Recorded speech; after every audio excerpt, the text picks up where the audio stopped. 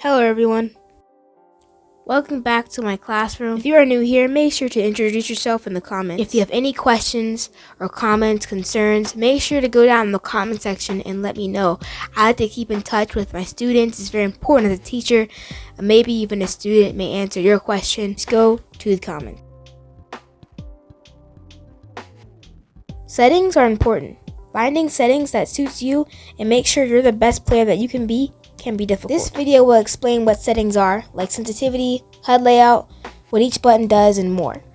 First, going over HUD layout and buttons. Starting off with movement. Here are the buttons you use to move around. First, we have your joystick. You use the joystick to move your character around. The jump button, the crouch button. To aim, you just use your left side of your screen and the aim button. To shoot, you can use these two buttons. To build, use these building binds. Same with your weapon binds. To edit, use this button. Now you know what each button does, we must talk about the difference between Builder Pro and Old School. Old School provides this button where you're able to switch between build mode and combat mode.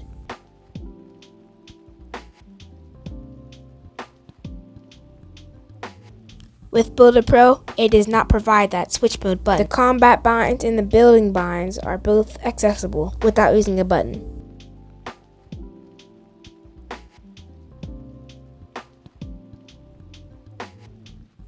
Old School, in my opinion, is better because it provides a more organized HUD and has less buttons on the screen. With Builder Pro, that's not the case. You have your combat binds and your build binds all on the same screen, which makes it kind of crowded to me and it's harder, but some people may find that easier to switch between combat mode and build mode. But for me personally, I like Old School.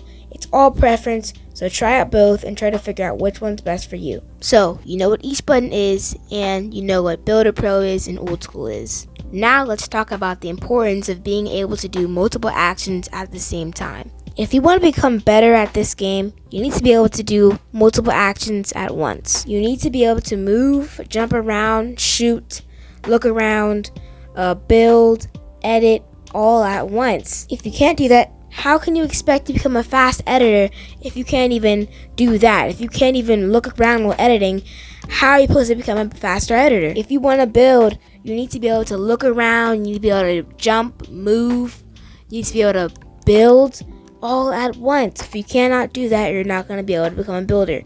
It's simple as that. So the question is, how can I do multiple actions at the same time? Well, there's only one answer, and that is claw. Every top mobile player is using claw. So whoa. What is claw? That sounds like weird, like crab stuff? What are you talking about? Okay, let me explain. Claw is when you use more than just your two thumbs to play. So instead of just using your two thumbs, you use your pointer fingers or your middle fingers, your ring fingers. And if you're really weird, I mean really crazy, your pinky finger. I may slap you across your face for even using that many fingers. I mean, take a look at this dude Tygon over here. Look at this guy playing 10 fingers on a phone. Look at him. You know what's even crazier? He has the nerve to play this lo-fi chill music in the background, acting like he ain't tickling his phone, over here typing like a keyboard on his dang phone, playing Call of Duty Mobile with them little gloves on his fingers. No, wait, hold on. And he got the Minecraft creeper up in there, bro. What is going on? But when you use claw, you have more fingers, so you can press more buttons and do more actions at the same time. So instead of your thumbs doing all the work, doing all the jumping, the looking around, your pointer fingers, your middle fingers come in to help. If you want to become the best player that you can be, you have to switch to claw. Start off with 3 fingers, then 4 fingers, and if you want to, you can increase to 5 or 6. Now, how to organize your HUD. To organize your HUD, you first need to figure out how many fingers you want to play. So, if you are just starting off with claw, you want to start off with 3 fingers. So, now we need to figure out what are the most important actions that you need to do in 1v1.lol. So, jumping and shooting and looking around and moving are probably one of the most important things. I'm going to give you guys some examples. We're going to start off with the 3-finger HUD example. Here's one I made.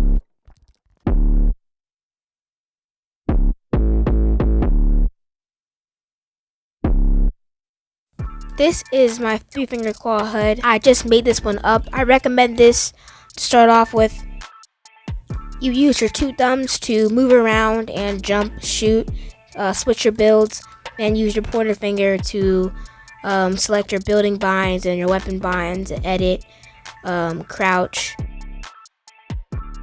For 4-finger claw, I recommend using Dr. Kai's HUD. Dr. Kai's 4-finger HUD is very beginner friendly, but it's also good for advanced players.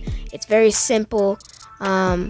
It's all just well made. I can't really say anything's wrong with this HUD. So those are my 2 HUD examples. I think those are the best HUDs. A 3-finger HUD, it could be better. I just made it up real quick. Now, if you want to switch to 5 fingers or 6 fingers, you'll be able to do that on your own, because at that point, you have a better understanding of what claw is, and you can literally easily turn a 4-finger claw HUD into a 5 or a 6 claw HUD. It's very easy to do that. So, if you want any more ideas, just look on YouTube for, look up 6-finger claw HUDs for 1v1.lol, and maybe in Fortnite Mobile. That would also help. So I recommend just doing that. Now moving on to sensitivity. Sensitivity is very important for aim, building, and editing too. Sensitivity settings have changed since 1v1.lol mobile first came out.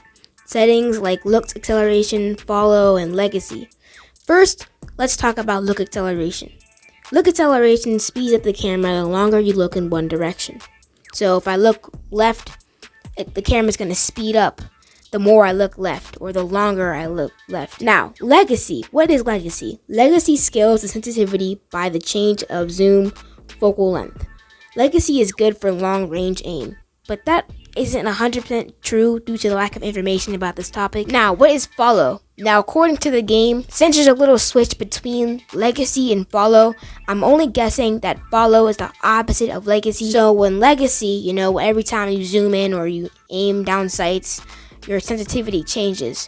With follow, it doesn't do that, it just stays the same. I recommend trying out every setting and find what suits you. For me, I use follow because it's the default and it's what I've been playing on forever. Now let's talk about your actual sensitivity. I recommend starting off with 50% sensitivity. Between 40% and 90%, find a sensitivity that allows you to build, edit, and aim comfortably.